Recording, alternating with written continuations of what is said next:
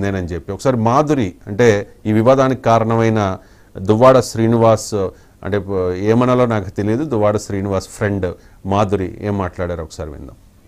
శ్రీను గారు మేమైతే పెళ్లి చేసుకోలేదు. ఎందుకంటే ఇల్లీగల్ గా పెళ్లి చేసుకోవడం అనేది చాలా తప్పు. ఎందుకంటే నాకు డైవర్స్ అవ్వలేదు, అతనికి కూడా డైవర్స్ అవ్వలేదు. సో మేము ఎక్కడ కూడా మ్యారేజ్ చేసుకోలేదు.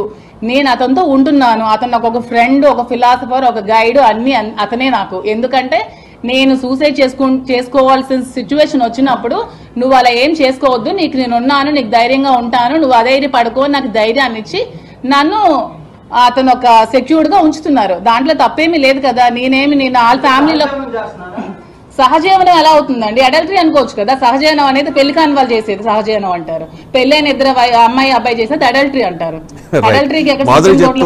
అడల్టరీ అని చెప్పి మాది అక్రమ సంబంధం కాదు, సహజీవనం కాదు. సహజీవనం అంటే పెళ్లి కాని వాళ్ళు చేసేది. ఆయన నాకు ఒక ఫ్రెండ్, ఫిలాసఫర్, గైడ్, నేను సూసైడ్ చేసుకునే టైంలో ఆయన నన్ను రక్షించారు, నాకు సెక్యూరిటీ ఇస్తూ ఉన్నారు అంటూ వాళ్ళ సంబంధాన్ని సమర్థించుకునే ప్రయత్నం చేస్తూ ఉన్నారు. మొత్తానికి ఈ వివాదం అయితే కొనసాగుతూనే ఉంది. మా ప్రతినిధి శ్రవణ్ మనతో కనెక్ట్ అయి ఉన్నారు. శ్రవణ్ ప్రస్తుతం దువ్వాడ శ్రీనివాస్ భార్య వాణి అండ్ వాళ్ళ కూతురు హైందవిల దగ్గర ఉన్నారు. సో ఈ వివాదం మరింత ముదురుతోన్న పరిస్థితి. శ్రవణ్ ఒకవైపు తను చేసిన పనిని దువ్వాడ శ్రీనివాస్ సమర్థించుకుంటూ ఉన్నారు. వాణికి రాజకీయ ఆకాంక్ష ఎక్కువ, మైనింగ్ వ్యాపారాన్ని తన పేరు మీద పెట్టాలని చెప్పి డిమాండ్ చేస్తూ ఉంది. నా నిర్ణయాన్ని ఎప్పుడు కూడా సమర్థించట్లేదు, అర్థం చేసుకోవట్లేదు అంటూ చెప్పుకుంటూ వచ్చారు. నాకున్న సమాచారం మేరకు దువ్వాడ శ్రీనివాస్ది అండ్ వాణిది లవ్ మ్యారేజ్, నాకున్న ఇన్ఫర్మేషన్ ప్రకారం, సబ్జెక్ట్ టు కరెక్షన్. కానీ ఆ తర్వాత ఏం జరిగింది ఏంటి అనేది చాలా మంది క్లారిటీ లేదు. ఆయన క్లారిటీ ఇస్తారనుకున్నాం ప్రెస్ మీట్లో, కానీ ఆయన కొన్ని ఆరోపణలు మాత్రం చేసేసి ఊరుకున్నారు. శ్రవణ్, ఇంకో పాయింట్ ఏంటంటే మాధురి ఏం చెప్తూ ఉన్నారు, ఇప్పుడు దాకా చూసాం మనం, ఫ్రెండ్, ఫిలాసఫర్, గైడ్, తనకు ఒక సెక్యూరిటీ ఇస్తూ ఉన్నారు. మాకు ఇద్దరికి పెళ్ళయింది, విడాకులు అవ్వలేదు కాబట్టి మేము కలిసి ఉంటూ ఉన్నాం, కోర్టులు కూడా ఏమి చేయలేవు అంటూ సమర్థించుకునే ప్రయత్నం చేస్తూ ఉన్నారు. సో వాణి వెర్షన్ ఏ రకంగా ఉంది? మీరు అక్కడే ఉన్నారు కాబట్టి ఒకసారి మాట్లాడించండి. తప్పకుండా అండి. ప్రస్తుతం అయితే మాత్రం గత 48 గంటలుగా కూడా ఎమ్మెల్సీ దువ్వాడ శ్రీనివాస్ వద్ద పూర్తి స్థాయిలో కూడా హైగ్రామం నడుస్తున్నటువంటి పరిస్థితి ఉంది. అయితే ప్రస్తుతం మనకి దువ్వాడ వాణి గారు కూడా మనకి ఇక్కడే దువ్వాడ శ్రీనివాస్ ఇంటి దగ్గర ఉన్నారు. ఆర్డినరీ విషయాలు ఒకసారి మనం తెలుసుకునే ప్రయత్నం అయితే మనం చెప్పడం. ప్రధానంగా ఈ రోజు ఇంటికి రావడానికి గల కారణం అంటున్నారు. ఇంట్లోనే ఆవిడ డాన్స్ లో, ఆవిడ ఫోటోలు, ఆవిడ బయటకు లీక్ చేస్తుంది. అందుకే మేము ఈ ఇంట్లోనే ఉంటాము. మాకేమంటే బంగ్లా ఇచ్చేసాను, వాళ్ళకి రాశాను. ఇప్పుడే నేను లైవ్ వీడియో చూస్తున్నాను. బంగ్లా ఇచ్చేసాను, రాశాను, ఆస్తులు రాశాను. ప్రూఫ్స్ చూపించమనండి. ఇప్పుడు కూడా ఇక్కడే పక్కనే ఉన్నారు కదా, ప్రూఫ్స్. మాకు ఇల్లు రాశాడా, మాకు 40 లక్షల రూపాయలు GST ఫ్యాక్టరీ మీద క్లియర్ చేశాడా, మాకు ఏం ఆస్తులు ఇచ్చాడు, అతను ఏం పలాసా నుండి తెచ్చాడు, అంతా అతను తెలివితాడు. ఈ ఇల్లు వచ్చేమో అతను కష్టార్జితంతో కట్టాడా, ఈ ఇల్లు నా డబ్బులతో ఈ సైట్ కొనలేదా, ఏం మాట్లాడతాడు? ఒక డ్రామా, ఒక క్రియేషన్, ఒక అనకూడదు, ఒక షో ఆఫ్. ఇది ఏంటండి ఈ చండాలం? మేమంట ఈ ఇంటికి రాకూడదంటే, ఎందుకు రాకూడదు ఈ ఇంటికి? నా డబ్బులతో నువ్వు స్థలం కొన్నావు, నేనెందుకు రాకూడదు ఈ ఇంటికి? ఇన్నాళ్ళ వరకు మర్యాద ఇచ్చాను, ఒక పద్ధతి. అతడితోనేంటి, నాకు చీప్ గా నా ఇంట్లో నేను ఉంటానని నేను ఆలోచన. నా పిల్లలకి అన్యాయం జరిగేటప్పుడు నేనెందుకు రాను? నా పిల్లలు అంట అర్ధరాత్రి 1 గంటప్పుడు వచ్చారట, కారాలు చల్లడానికి వచ్చారట, తాళాలు ఏవో గొలుసులు పట్టుకొని వచ్చారట. అందుకే ఇతను తలుపు తీయలేదు. మిట్ట మధ్యాహ్నం 3 గంటలకు వచ్చారు. ఏ అర్ధరాత్రి 12కి రాలేదు. మీడియా మొత్తం ఇక్కడ ఉంది. ఎన్ని గంటలకు వచ్చారో కూడా తెలుసు. మెసేజ్ కూడా మా చిన్న పాప ఎన్నిసార్లు పెట్టిందో ఆయన సెల్ తీయమని చెప్పండి. మాకంటే 1,40,00,000 రూపాయలు ఇచ్చాడంటే బ్యాంక్ స్టేట్మెంట్ తీయమనండి. ఎందుకు ఈ పనికి మళ్ళీ అబద్ధాలు మాటలు? మాకంటే వచ్చినాడంటే ప్రొటెక్ట్ చేస్తున్నారంట. ఏంటంటే ప్రతిదీ ఫ్యామిలీకి, దానికి రాజకీయం. ఇతడు వచ్చేమో ఒక ఇల్లీగల్ అఫైర్ ఇంట్లో పెట్టుకొని ఒక చెత్త వ్యవహారం చేసుకొని ఫ్యామిలీని డ్యామేజ్ చేసుకుంటుంటే మేము అడగకూడదంట, మేము నిలదీయకూడదంట. మా ఫ్యామిలీ లైఫ్ పోతున్నాయి అనేది మేము తెలియజేయకూడదంట, మేము అబ్జెక్షన్ చేయకూడదట. చేసిన పనులన్నింటి కట్ట మేమంట ఎస్ కొట్టాలంట. ఏ భార్యలైనా అలా ప్రవర్తించారా? ఏ భార్యలైనా భర్త ఏది చేస్తే దానికే ఇచ్చేస్తారు తప్ప ఎక్కడైనా ఏ తండ్రి, ఏ భర్తలైనా ఇంత నీచంగా ప్రవర్తించారా? ఎవరైనా ఇలా కుటుంబాన్ని వీధుల్లో పెట్టారా?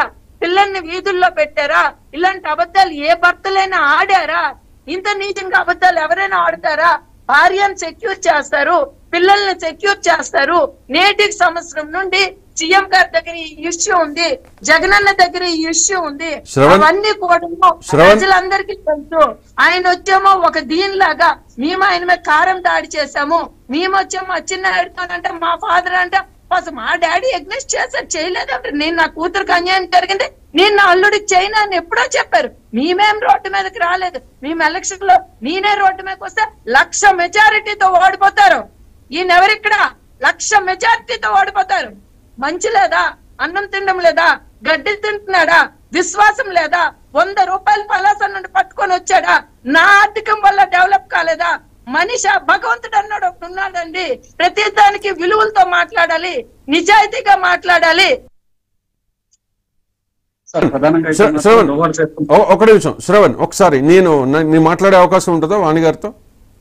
తప్పకుండా తప్పకుండా. రైట్, నాకు ఒకసారి ఓకే అండి.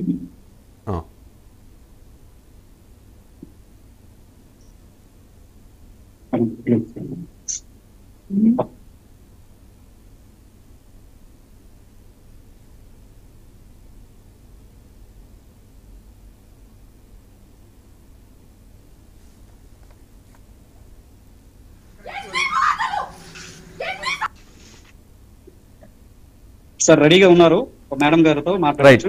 వాణి గారు నమస్కారం. నమస్కారం. అంటే ఇటువంటి పరిస్థితుల్లో మీతో మాట్లాడాల్సి వస్తున్నందుకు బాధపడుతూనే మాట్లాడుతూ ఉన్నాం. ఎవరికైనా ఫ్యామిలీ అంటే గౌరవం, ఆ కుటుంబ గౌరవాన్ని కాపాడుకోవాల్సిన బాధ్యత ఉంటుంది. ఇప్పుడు మీరు రచ్చకెక్కారంటే దానికి చాలా కారణాలు ఉంటాయి.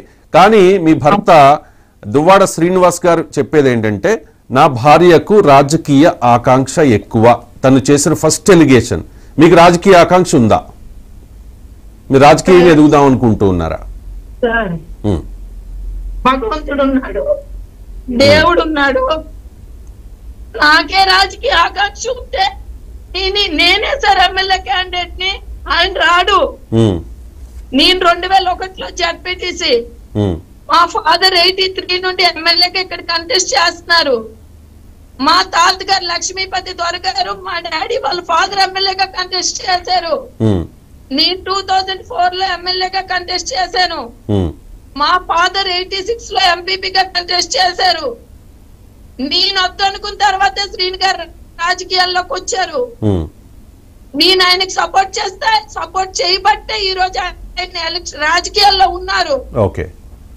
2006లో జడ్పీటీసీగా పోటీ చేశారు శ్రీని గారు.